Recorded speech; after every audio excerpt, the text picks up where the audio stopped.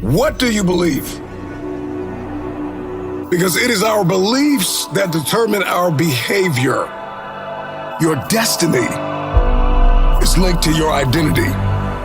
Everything that's coming in, everything that I believe, everything that I see will determine what I do.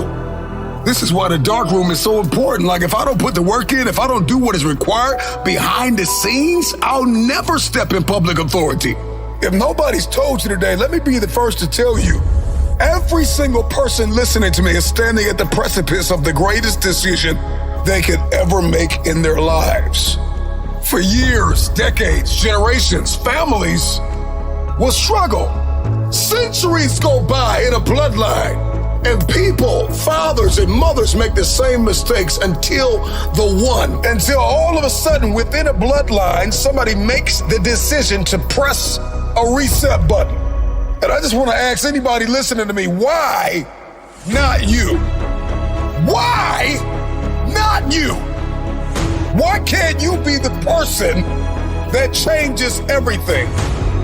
The innovator, the trailblazer, the disruptor, the person that makes a decision that I will not be the weakest link in the chain of a dynasty. Why not me? Why can't you be the one that makes history? Why can't you be the one that wins again? Why can't you be the one that breaks cycles? Why can't you be the one that overcomes the demons that have haunted a family for generations? Somebody drop it in the comments. Why not me? What is your purpose? What is your destiny? What is your assignment in this season? Are you completely sold out to it? Are you all in? Are you willing to lay your life down? Are you willing to die to achieve it? There is no tomorrow. There is no plan B. I am completely devoted to my level 1 priority. Type it in the comments. Why not me? You're talented enough. You're hungry enough. So do it. You are the first pick. You are the only option. And there will never be another way. Believe that it's you. It's always been you. You've got everything you need to go to the next level, to obliterate glass ceilings and move forward. It is possible that if you could just focus and stay committed and be determined and direct your attention to what it is that you've been destined to have, you can have it. Do not settle. Do not think that where you are and what you see is all you will ever have. There is more, but change doesn't always come to you. It comes from you. Decide that you want to change your life. Decide that you know it's time. Decide that you've been here long enough. Come to the resolve that you understand, you are aware, and you have accepted that you have been broke and broken and weary and annoyed long enough. The problem with many of you is that you are surrounded by people who ask you the wrong questions. This is why when you're making decisions to change your life, you can't talk to people who are on your level, because they're going to tell you it makes sense to stay here and just make here better, when you know there is something higher that is calling you. There's a better quality of life. There's an abundance. There is an expectation, a passion, a new life that is calling you. And everybody on your level will try to convince you to stay here with them because they're stuck in a place called comfort. Are you willing to be uncomfortable? I remember back when I was cleaning toilets for a living, and I would run into wealthy people every now and then, and oftentimes the reverberating theme that they would all seem to throw out is that, Marcus, you got to make investments. If you're going to be financially fit, fiscally disciplined, you got to pay to play. You got to make an investment. I knew that I wanted something more, and I knew I was destined for more, but I didn't want to accept the fact that if I'm going to make money, I've got to invest money. When you start making these investments, it's not going to feel good. It's not going to make sense to anybody on your level. Whatever goal you have, your physiology, your psychology, your relationships, your business ventures, whatever it is. And so the question is, are you willing to leave this place called comfort?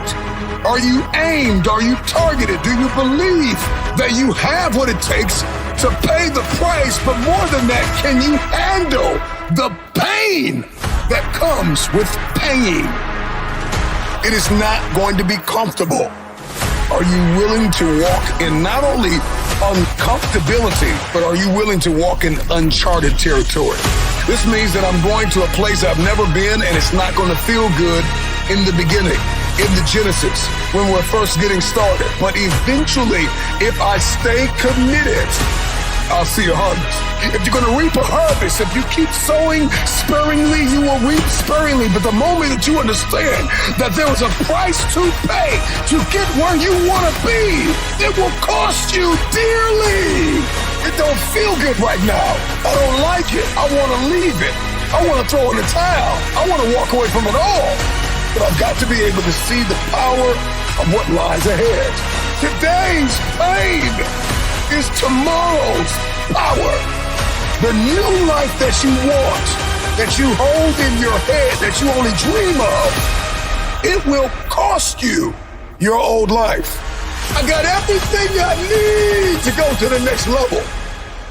What is required to live the lifestyle that I see in my head? Because I no longer want to live vicariously through someone else. I'm no longer going to just sit around and like other people's pictures when I could be living that reality. So it's not that I want your life, it's that I understand that there's something more for me. But the question is, am I willing to write it out?